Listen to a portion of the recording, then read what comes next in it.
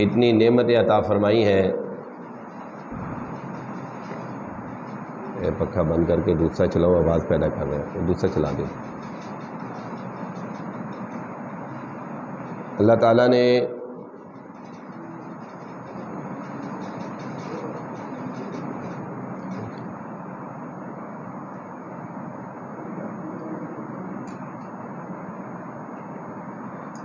نے ہر انسان کو اتنی نعمتیں عطا فرمائی ہیں جنہیں شمار کرنا ممکن نہیں ہے. جی توجہ سے آپ نے یہ بیان سماعت کرنا ہے.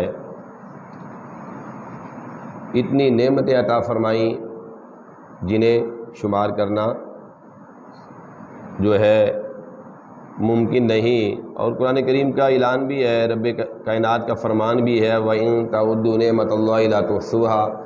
اگر تم میری نعمتوں کو شمار کرنا چاہو تو شمار نہیں کر سکتے. ٹھیک ہے جی.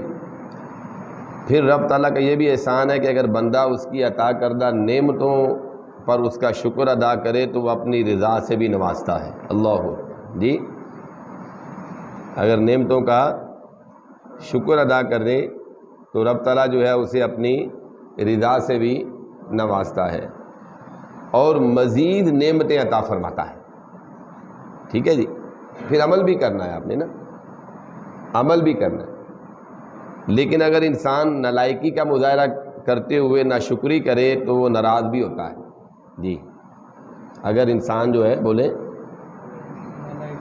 نالائکی کا مظاہرہ کرتے ہوئے ناشکری کرے تو وہ ناراض بھی ہوتا ہے اور نعمتوں میں بھی کمی ہونے لگتی ہے. ٹھیک ہے جی. کسی بھی نعمت کے شکر کا بہترین طریقہ وہی ہے کہ جو خود اللہ تعالیٰ نے یا اس کے حکم سے اس کے حبیب صلی اللہ علیہ وسلم نے تعلیم فرمایا ہے. ظاہر ہے کہ انسان کا اپنا ایجاد کیا ہوا کوئی بھی طریقہ اللہ تعالیٰ کے سکھائے ہوئے طریقے کے ہمسر نہیں ہو سکتا. مالی نعمتوں کے شکر کے لیے رب تعالیٰ نے ہمیں یہ طریقہ سکھایا، بلکہ لازم فرمایا ہے کہ ہم اپنے مال کی زکوٰۃ ادا کریں. یہ اللہ تعالیٰ کے عطا کردہ مال پر اس کا بہترین شکر ہے. کیا ہے جی؟ اس کا بہترین شکر ہے. جو شخص اپنے مال کی زکوٰۃ ادا کرتا ہے رب تعالیٰ اپنے دستور کے مطابق اسے اپنی رضا سے بھی نوازتا ہے. اللہ آپ نے بڑے اس میں قیمتی جملے ہیں جن کو آپ نے نوٹ بھی کرنا ہے اور پھر اس کے اوپر عمل بھی کرنا ہے. اور نعمتوں میں بھی اضافہ فرما دیتا ہے. لیکن اگر بندہ زکوٰۃ ادا کرنے میں سستی کرے تو نہ صرف مالک کی ناراضی کا سامنا کرتا ہے بلکہ نعمتوں سے بھی محرومی کا سلسلہ بھی شروع ہو جاتا ہے.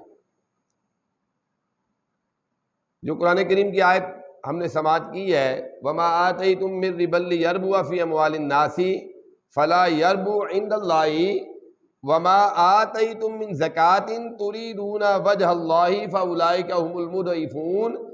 یعنی اور جو مال سود لینے کے لیے دیتے ہو، کیا جی بولے؟ ہاں، جو مال سود لینے کے لیے دیتے ہو تاکہ وہ لوگوں کے مالوں میں شامل ہو کر بڑھتا رہے. یہ قرآن کی آیت، یہ ہم اس کو توجہ سے سماعت کریں. تاکہ وہ لوگوں کے مالوں میں بولے شامل ہو کر بڑھتا رہے تو وہ اللہ تعالیٰ کے نزدیک نہیں بڑھتا. اللہ اکبر. قرآن کی آیت، اس میں شک ہو ہی نہیں سکتا. یعنی رب کا فرمان ہے.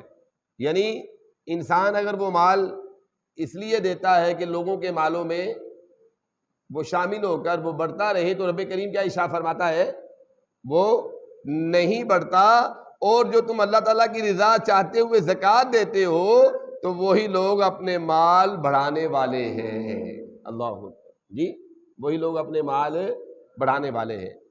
رمضان المبارک کی آمد بالکل قریب ہے. بے شمار مسلمان اس ماہ مبارک میں دیگر امور خیر کے ساتھ ساتھ زکوٰۃ بھی ادا کرتے ہیں. تو آئیے ہم سماعت کرتے ہیں. اللہ تعالیٰ نے قرآن مجید میں وعدہ فرمایا ہے کہ زکوٰۃ ادا کرنے سے مال میں اضافہ ہوتا ہے. جی بولے ہاں، زکوٰۃ ادا کرنے سے مال میں اضافہ ہوتا ہے اور برکت نصیب ہوتی ہے. کیا ہوتا ہے جی؟ برکت نصیب ہوتی ہے، کبھی یہ اضافہ محسوس ہوتا ہے، یعنی انسان کو نظر آتا ہے کہ مال بڑھ رہا ہے، اور کبھی ظاہری طور پر اضافہ محسوس نہیں ہوتا، یعنی بظاہر تو مال بڑھتا ہوا نظر نہیں آتا، مگر ایسی برکت ضرور ہوتی ہے جو زیادہ مال سے بھی حاصل نہیں ہو سکتی۔ اللہ اکبر۔ نبی کریم صلی اللہ علیہ وسلم نے سیدنا معاذ بن جبل رضی اللہ تعالیٰ عنہ کو ملک یمن کی ذمہ داری عطا فرمائی۔ کون ہے جی؟ صحابی رسول کون ہے؟ حضرت معاذ بن جبل۔ ذمہ داری کس کی عطا فرمائی؟ ملک یمن کی ذمہ داری عطا فرمائی۔ آپ صلی اللہ علیہ وسلم کے وصال اقدس کے بعد خلفائے راشدین علیہم رضوان کی طرف سے بھی وہ ذمہ داری پر مامور رہے۔ جی یعنی نبی کریم علیہ السلام کا ظاہری وصال ہو گیا تو پھر بھی خلفائے راشدین کے دور میں بھی یہ ذمہ داری پر مامور رہے۔ سیدنا فاروق اعظم رضی اللہ تعالیٰ عنہ کے دور میں انہوں نے یمنی مسلمانوں سے وصول ہونے والے صدقات وغیرہ کا 1/3 یعنی 1/3 مدینہ منورہ بھیج دیا۔ کتنا؟ 1/3 حصہ یعنی 1/3 کہاں بھیجا؟ بولے مدینہ منورہ میں۔ آپ طلباء ہیں اور آپ کی بڑی شان ہے، آپ سیکھنے کی نیت سے آئے ہیں، اور ہر جمعہ جب آپ تشریف لاتے ہیں اسی نیت سے آئیں کہ ہم نے سیکھنا ہے، ہمارا برتن خالی ہے، اور پھر سیکھیں گے، پھر آگے بھی پہنچائیں گے، اور پھر آپ کو فضائل کیا ملیں گے؟ آپ کو فضائل وہی ملیں گے جو دینی طلباء مدارس میں پڑھتے ہیں۔ کون سے فضائل؟ جو دینی طلباء مدارس میں جو علم حاصل کرتے ہیں، آپ کو بھی وہی فضائل ملیں گے۔ آپ جب کسی قبرستان سے گزر جائیں گے، رب کریم وہاں سے 40 روز کے لیے عذاب قبر اٹھا لے گا۔ تو سیکھنے کی نیت سے بیٹھیں تو کتنا حصہ بھیجا جی؟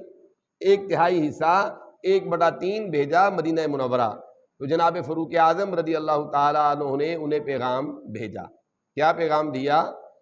فرمایا یعنی میں نے تمہیں اس لیے مقرر نہیں کیا کہ تم زکوٰۃ اور جزیہ جمع کر کے دارالخلافہ مدینہ منورہ میں بھیجو، بلکہ میں نے تمہیں اس لیے مقرر کیا ہے کہ مالداروں سے زکوٰۃ وغیرہ وصول کر کے وہیں کے فقیروں پر خرچ کر دو۔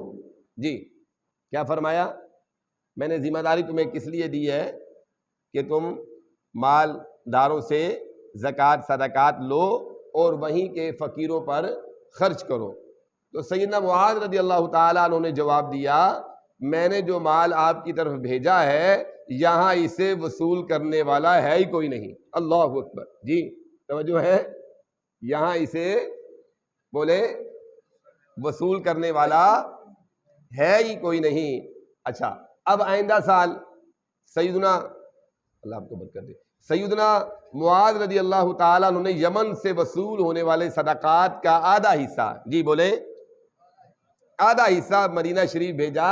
تو جناب فاروق اعظم نے پھر وہی حکم فرمایا، انہوں نے جواباً وہی بات عرض کی کہ یہاں وصول کرنے والا کوئی نہیں۔ اچھا تیسرے سال سیدنا معاذ رضی اللہ تعالیٰ عنہ نے یعنی تمام یمنی صدقات مدینہ منورہ بھیج دیے۔ سیدنا فاروق اعظم رضی اللہ تعالیٰ عنہ نے وہی حکم دیا کہ یہ صدقات یعنی فقیروں پر خرچ کرو۔ تو سیدنا معاذ رضی اللہ تعالیٰ نے عرض کیا، میں نے تمام تر صدقات کو آپ کی طرف اس لیے بھیجا ہے کہ مجھے یہاں کوئی بھی صدقہ وصول کرنے والا نظر نہیں آتا۔ اللہ اکبر۔ تو نظام مصطفیٰ کی برکتوں اور رحمتوں کی ایسی کئی مثالیں اسلامی تاریخ میں موجود ہیں۔ صلو علی الحبیب، اللہم صلی علی سیدنا و مولانا محمد کما تحب و ترضی۔ تو یہ تو جناب والا پھر یہ صحابہ کرام کا دور تھا، اور پھر جب آگے تبع تابعین کا دور آیا، اس میں ایک ہستی ہیں جنہیں 5ویں خلیفہ بھی کہا جاتا ہے۔ کون ہے جی؟ بولیں طلباء بولیں، 5ویں خلیفہ کون ہے؟ عمر بن عبدالعزیز۔ اللہ اکبر۔ کیا جی کون ہے؟ عمر بن عبدالعزیز ہیں۔ روایات میں آتا ہے کہ ان کے دور خلافت میں لوگ زکوٰۃ ہاتھوں پر لے کر پھرتے تھے اور اعلان کرتے تھے زکوٰۃ لینے والا کوئی نہیں ہوتا تھا۔ کون تھا جی؟ ہاں، یہ پوری دنیا میں ہے، غالباً 4 بر اعظم ہیں پوری دنیا کے اندر، اور یہ آدھی دنیا کے مالک تھے، آدھی دنیا ان کی ملکیت تھی۔ کون جی؟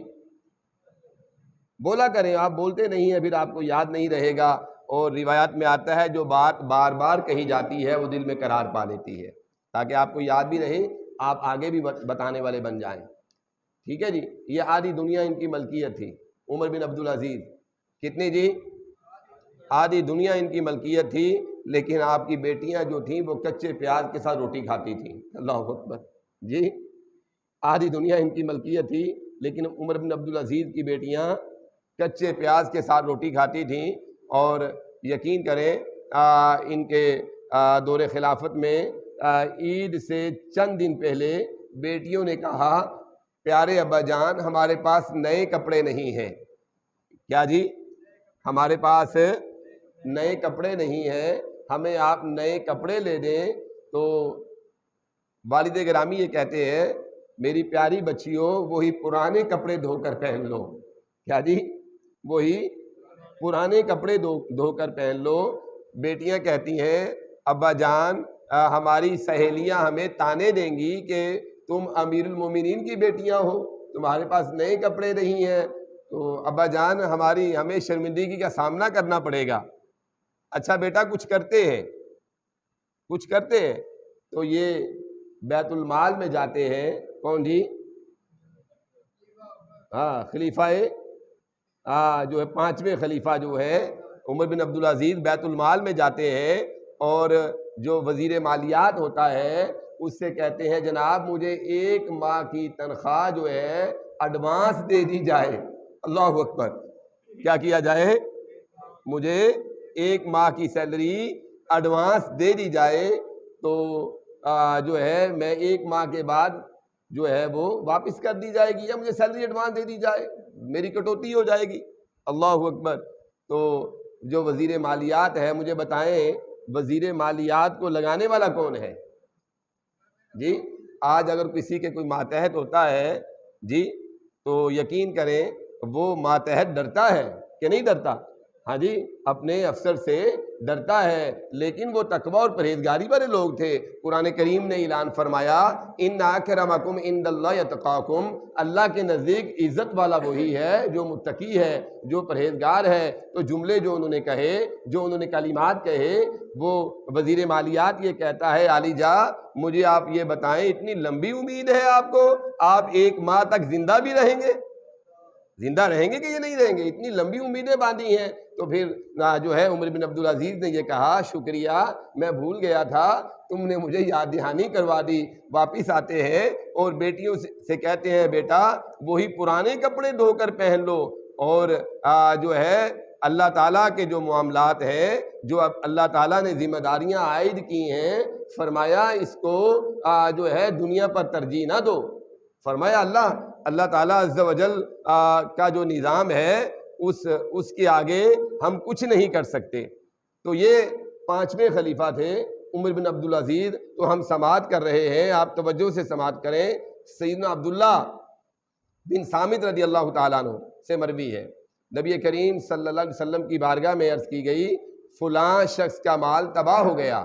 جی بولیں، ہاں جی بولیں، پھر طلباء بولیں، فلاں شخص کا مال تباہ ہو گیا۔ نبی کریم صلی اللہ علیہ وسلم نے فرمایا، یعنی کہیں بھی مال تباہ ہو وہ زکوٰۃ ادا نہ کرنے کی وجہ سے تباہ ہوتا ہے۔ اللہ اکبر! جی بولیں، آپ بولیں طلباء، کہیں بھی مال اگر تباہ ہو گیا تو اگر اس کی زکوٰۃ ادا نہیں کی گئی تو اس لیے وہ تباہ ہوا ہے۔ یہ نبی کریم صلی اللہ علیہ وسلم کا فرمان ہے۔ پھر آگے سماعت کیجئے، تو نبی کریم علیہ السلام نے فرمایا، لہذا زکوٰۃ ادا کر کے اپنے مالوں کو محفوظ کرو۔ کیا کرو جی؟ ہاں، تمام طلباء بولیں، زکوٰۃ ادا کر کے اپنے مالوں کو محفوظ کرو۔ اور آگے جو ایمان تازہ کرنے والی بات ہے، فرمایا اور نفلی صدقہ دے کر اپنے بیماروں کا علاج کرو۔ اللہ اکبر جی، جو نفلی صدقہ دیا جاتا ہے اس کے ذریعے کیا کرو؟ اپنے بیماروں کا علاج کرو۔ رب تعالیٰ علاج سے شفا دیتا ہے۔ ہائے ہائے ہائے، رب تعالیٰ جو ہے علاج سے شفا دیتا ہے۔ اللہ اکبر۔ تو صدقہ کی برکت سے شفا کیوں نہیں عطا فرمائے گا؟ ہائے ہائے، ہاں جی، رب تعالیٰ علاج سے کیا کرتا ہے؟ شفا دیتا ہے، اور صدقہ کی برکت سے شفا کیوں نہیں عطا فرمائے گا؟ اور آگے کیا ارشاد فرمایا؟ یقین کریں یہ جملے بڑے انتہائی قیمتی جملے ہیں، ان کو ہم نے ان جو قیمتی جملے ہیں ان کو اڈاپٹ کرنا ہے، اور ان کو اپنے اوپر ہم نے جو ہے وہ عملی جامہ پہنانا ہے۔ آگے والے جملے آپ سنیے، اور فرمایا اور دعا کے ذریعے راتوں کو اترنے والی بلاؤں سے اپنے آپ کو اپنا بچاؤ کرو۔ کیا کرو جی؟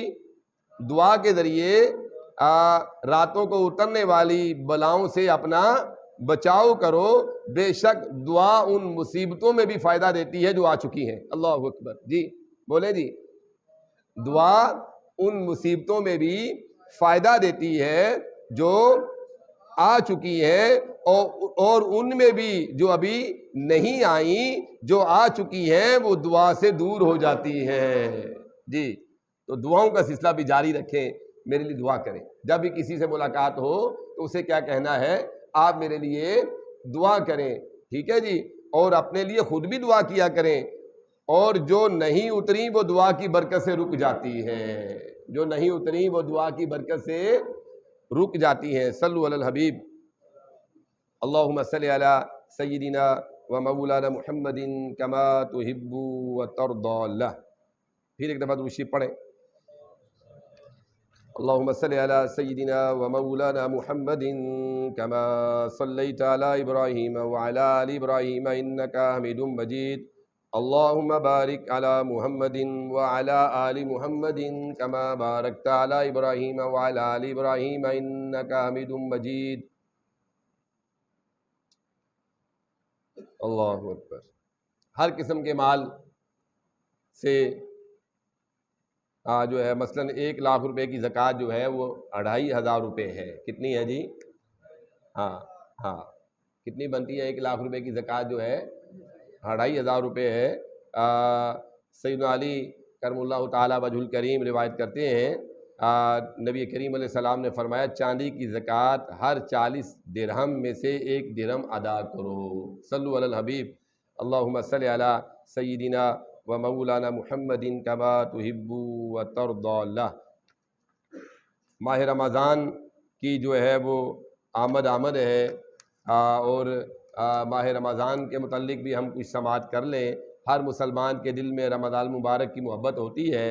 نبی کریم صلی اللہ علیہ وسلم کے قلب مبارک میں رمضان کریم کی محبت کا یہ نتیجہ تھا کہ رمضان پاک کی آمد پر خوشخبری بھی عطا کرتے، مرحبا اور خوش آمدید بھی فرماتے۔ اللہ اکبر جی، ماہ رمضان جب تشریف لاتا تو نبی کریم علیہ السلام جو ہے وہ خوشخبری بھی عطا کرتے، مرحبا اور خوش آمدید بھی فرماتے۔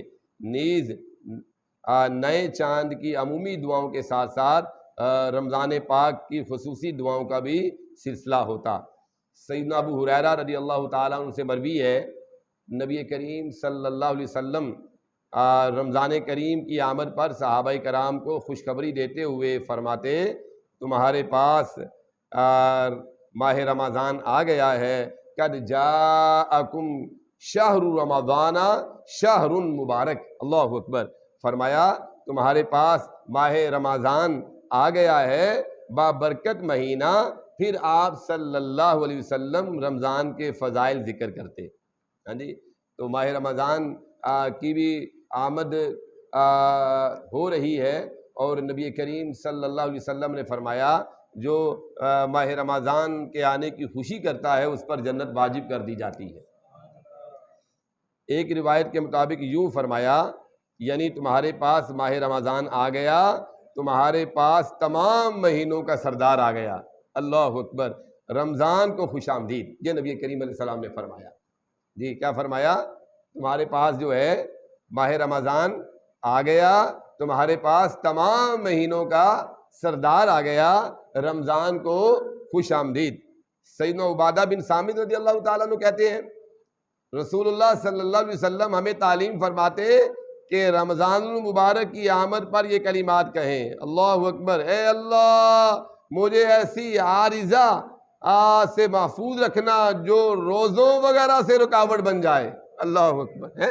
یہ بھی دعا کریں، یا اللہ صحت کے ساتھ ماہ رمضان ہاں جی صحت کے ساتھ گزرے، یہ بھی دعا کریں۔ یہ دعاؤں میں اپنا یہ کلمات جو ہے شامل کریں کہ مولا کریم صحت کے ساتھ ماہ رمضان گزر جائے، اور رمضان کو میرے لیے محفوظ رکھنا، اس کے چاند سے متعلق کوئی شبہ پیدا نہ ہو، اور مجھے رمضان میں گناہوں سے بچائے رکھنا، اللہ اکبر۔ یہ نبی کریم علیہ السلام نے ارشاد فرمایا، یہ بھی دعا آپ نے کرنی کہ یا اللہ ماہ رمضان میں مجھے گناہوں سے بچا کے رکھنا۔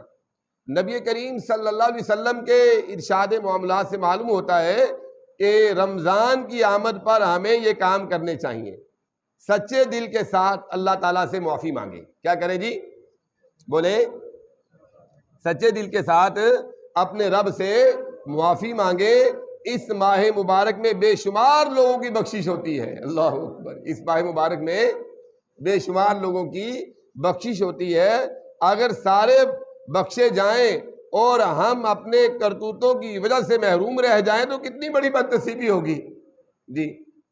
اگر سب کی مغفرت ہو جائے اور ہم اپنی کرتوتوں کی وجہ سے محروم رہ جائیں تو کتنی بڑی بد نصیبی ہوگی۔ اور ویسے بھی تو حدیث کا مفہوم جو ہم نے علماء سے ہم سماعت کرتے رہتے ہیں کہ نبی کریم علیہ السلام نے فرمایا کہ وہ بدبخت ہے، وہ بد نصیب ہے جس کی زندگی میں ماہ رمضان آیا وہ اپنی مغفرت نہ کروا سکا، وہ بد نصیب ہے۔